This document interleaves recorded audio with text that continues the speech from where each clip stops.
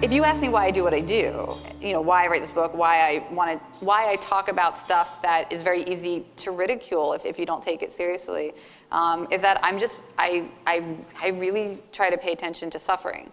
I feel like I really try to see when people are suffering, and my impulse is to try to alleviate that suffering. And well, let me ask you to Drew. Sure. Let's talk about a case of whether it's cancer or ALS or some other ghastly situation. You've got a process where people are identifying challenges, they're creating gamified attempts to deal with them, they're finding allies, they're looking for epic wins. It's a way of addressing and thinking about these problems.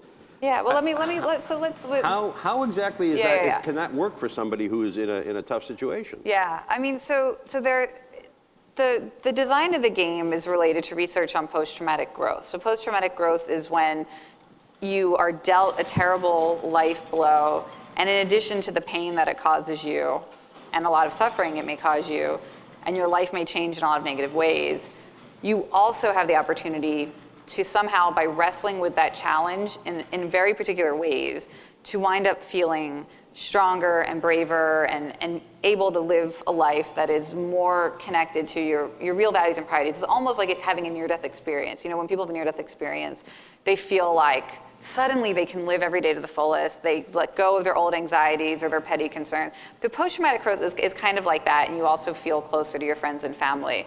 And it turns out there are ways of thinking that are conducive to it, ways of thinking that we often do when we play games. So the first rule of SuperBetter, which is related to the mindset we know you need to adopt if you're going to have post-traumatic growth, has to do with a challenge mindset. So a challenge mindset is the opposite of a threat mindset. And in everyday life, most of us adopt a threat mindset when we're facing really big obstacles. The threat mindset, you're thinking about, what could I lose, or what have I lost? What are all of the negative outcomes?